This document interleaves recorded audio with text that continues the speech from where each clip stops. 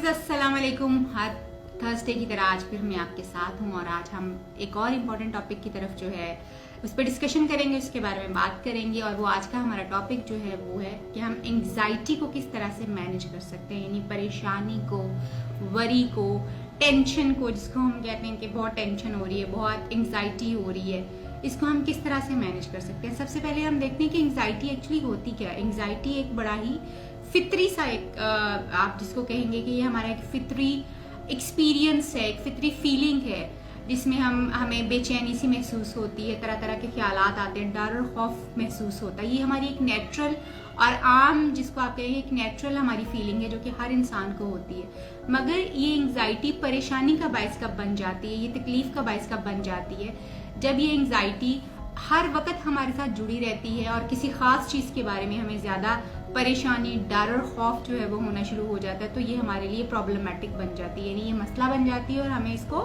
हल करने की ज़रूरत पड़ती है, हेल्प लेने की ज़रूरत पड़ती है। एंग्जाइटी में यूजुअली लोगों को तरह तरह के नेगेटिव ख्यालात जो हैं वो आते हैं, डर और खौफ बहुत ज़्यादा रहता है। यूजुअली लोगों को मौत का भी खौफ होता है, गंदगी का जो है वो बहुत ज्यादा खौफ हो सकता है, कोई ऐसी अनहोनी चीज के होने का खौफ हो सकता है कि कुछ होना, अब वो क्या कुछ हो जाएगा किसी को कुछ नहीं पता, मगर ये जरूर डर होता है कि कुछ हो ना जाए।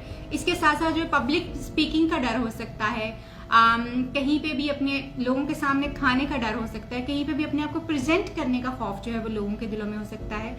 समटाइम्स लोगों को एंग्जाइटी जो है उनके कंधों में, गर्दन के पट्टों में, टांगों में, पेट में महसूस होती है। और कई दफ़ा ये देखा गया कि एंग्जाइटी की वजह से, यानी परेशानी की वजह से लोगों को IBS यानी इरिटेबल बाउल सिंड्रोम वाला जो मसला है, जिसमें कभी उनको लूज मोशंस लग जाते हैं, कभी उनको कॉन्स्टिपेशन हो जाता है, पेट उनका हमेशा जो है वो ख़राब रहता है।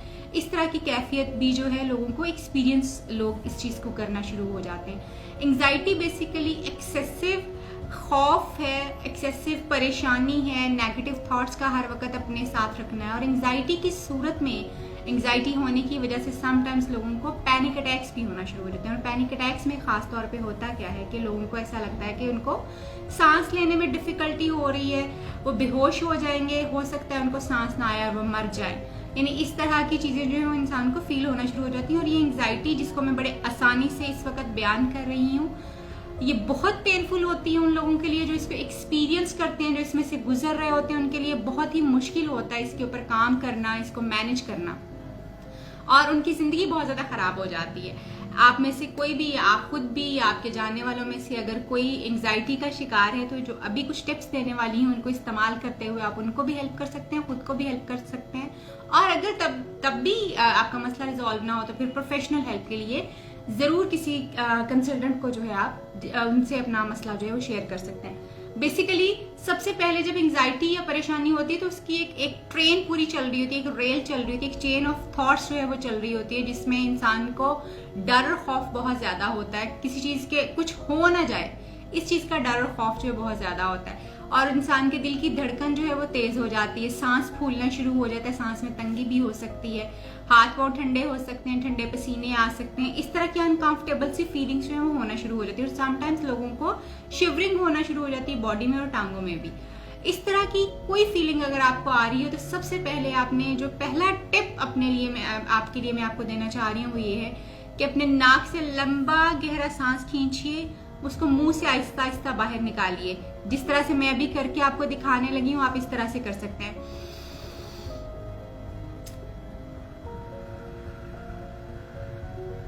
यानी जितना टाइम आपने सांस लेने में लगाना है उससे डबल टाइम आपने सांस को मुंह से बाहर निकालते वक्त लगाना है।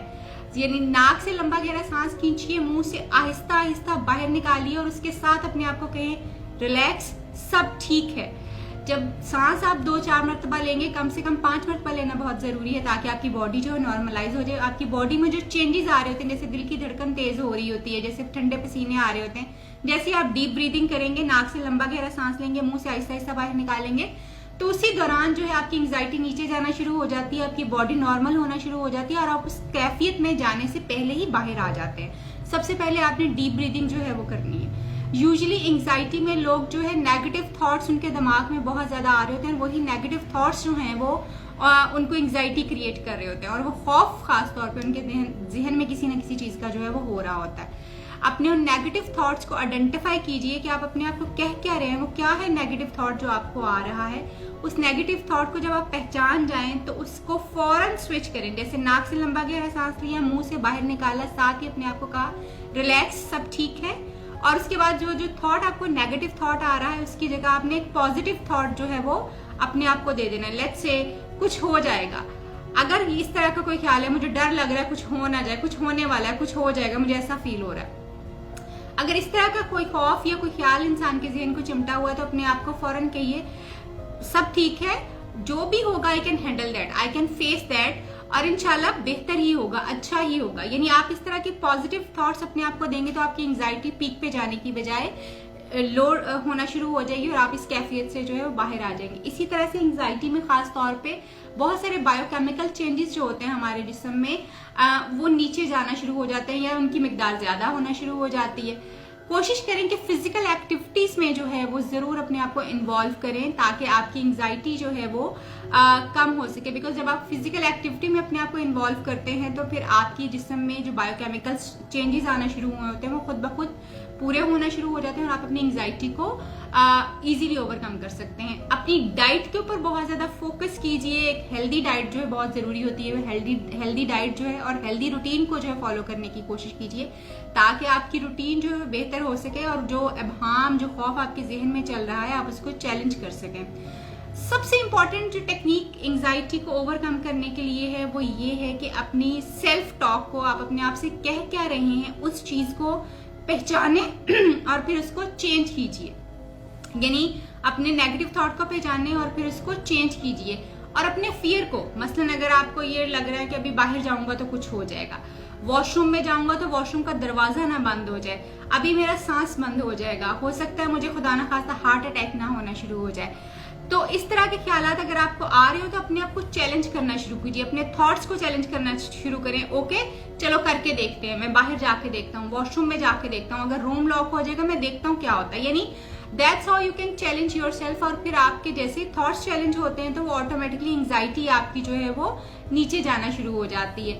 अपने डर और खौफ के बारे में अपने दोस्तों से और उन लोगों से खासतौर पे बात कीजिए जिनके ऊपर आपको बहुत एतमाद है, और फिर वो जो आपको एक नसीहत करें उसको फॉलो करने की। समटाइम्स जब एंजाइटी के अटैक में होते हैं तो हमें दूसरों को सुनने की ज्यादा जरूरत होती है क्योंकि हम खुद तो उस वक्त अपने लिए बहुत अच्छा कोई फैसला नहीं कर पा रहे होते। सो फोकस करें कि आप दूसरे की बात को जो है मानते हुए उसको फॉलो करें ताकि आप उस मुसीबत से, उस मुश्किल से जो है अपने आप को बाहर निकाल सके। इसी तरह से मेडिटेशन जो है, मेडिटेशन एक बहुत ही अच्छी चीज है एंजाइटी को ओवरकम करने के लिए। और मेडिटेशन में आपने करना क्या है, आप अगर नमाज पढ़ते हैं, तो आप नमाज के बाद जो है 10 मिनट के लिए सुकून से बैठे रहें अपनी जगह के ऊपर, आंखें बंद कीजिए, अपने दिल के ऊपर हाथ रखिए और अपने दिल की धड़कन को जो है फील करने की कोशिश करें बगैर कुछ बोले हुए, बगैर कुछ किए हुए। सिर्फ अपना हाथ अपने दिल पे रख लीजिए और अपने दिल की धड़कन को फील करने की कोशिश करें 10 से 15 मिनट। इसी तरह से आप जो है मेडिटेट करते रहें और टाइम को इंक्रीज करते रहें, आहिस्ता आहिस्ता आपकी एंजाइटी जो है वो खुद ब खुद नीचे जाना शुरू हो जाती है। एंजाइटी मोस्टली जो है, परेशानी जो मोस्टली होती है वो इरेशनल थॉट्स होते हैं, यानी हमारे गैर मंतकी थॉट्स होते हैं। बहुत बेहतर ये होता है कि हम अपने उन गैर मंतकी थॉट्स को, इरेशनल थॉट्स को जो है वो चैलेंज करना शुरू करें। क्या मैं ये जो सोच रहा हूँ ये वाकई हकीकत है या सिर्फ ये मेरा ख्याल है? अगर आपको लगे कि ये सिर्फ आपका ख्याल है तो ऑफ कोर्स आप इसको फौरन चेंज कीजिए। आपको पता चलेगा कि हकीकत जो है वो उसके बिल्कुल ऑपोजिट है। यानी अपने इरेशनल थॉट्स को जो है वो चैलेंज करने की कोशिश करें अगर आप अपने आप को एंजाइटी से बाहर निकालना चाहते हैं और अपने आप को बेहतर जो है नॉर्मल करने की कोशिश अगर आप कर रहे हैं तो फिर अपने आप को इस तरह से चैलेंज कीजिए।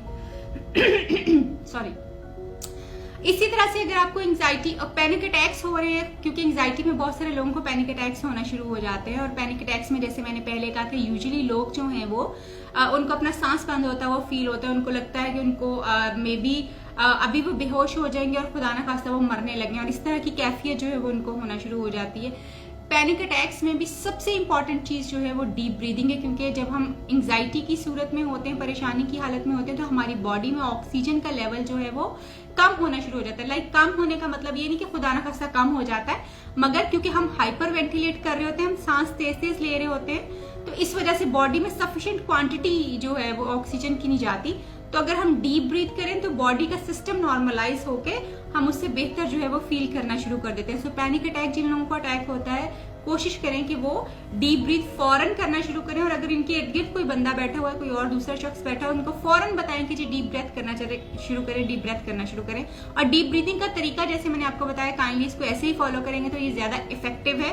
गलत कोई भी तरीका नहीं है, मगर ज्यादा इफेक्टिव तरीका जो है वो यही है कि नाक से लंबा गहरा सांस लीजिए, मुंह से आहिस्ता आहिस्ता बाहर निकालें, और इसके साथ साथ रिलैक्स करें अपने आप को, सब ठीक है, ये वाली चीजें कहेंगे तो आपकी एंग्जाइटी खुद ब खुद जो है वो नीचे आना शुरू हो जाएगी।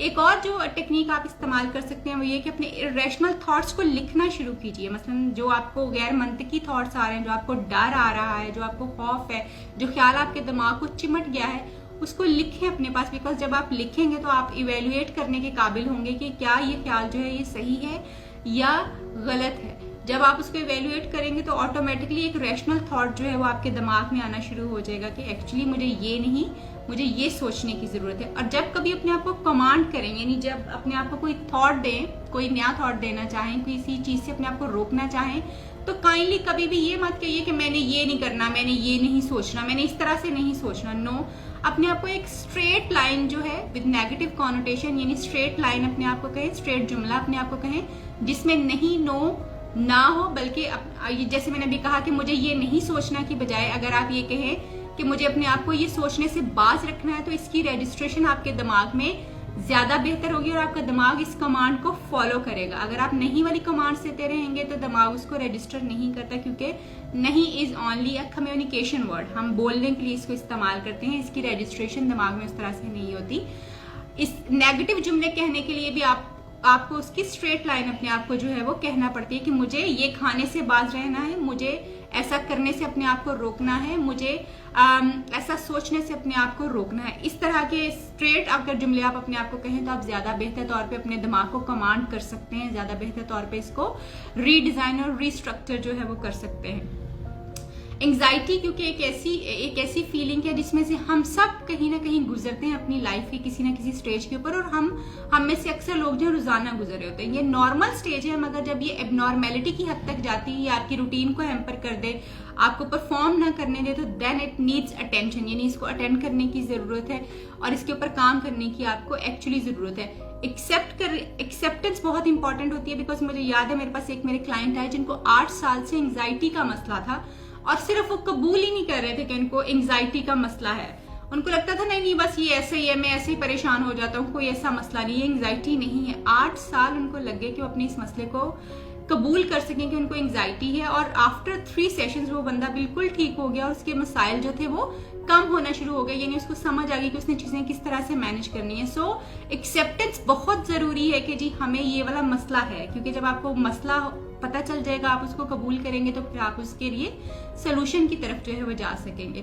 अपने दिमाग को पॉजिटिव ख्यालात की तरफ जो है वो रखें, बिकॉज पॉजिटिविटी और नेगेटिविटी में से आपके पास चॉइस है कि आप अपने दिमाग को क्या फायर करेंगे। आप अपने दिमाग को जो थॉट फायर करेंगे ये आपकी फीलिंग्स को बिल्कुल वैसे ही चेंज कर देगा, और उसी तरह से आपको फीलिंग्स होना शुरू हो जाएंगी, चाहे वो एंग्जाइटी वाली हो, चाहे वो रिलैक्सेशन वाली हो, चाहे वो डिप्रेशन वाली हो, या लव वाली हो। इवन आप अपने आप को क्या कहते हैं, आपका दिमाग उसको कमांड लेते हुए आपको वैसा फील करवाता है। सो एंग्जाइटी को कंट्रोल करने के लिए भी अपने थॉट्स को कंट्रोल कीजिए, उनको पॉजिटिवली चेंज करने की कोशिश करें तो आप बेहतर हो सकते हैं। उम्मीद करती हूँ ये कुछ टिप्स आपको हेल्प कर पाएंगे आपकी एंग्जाइटी को ओवरकम करने में।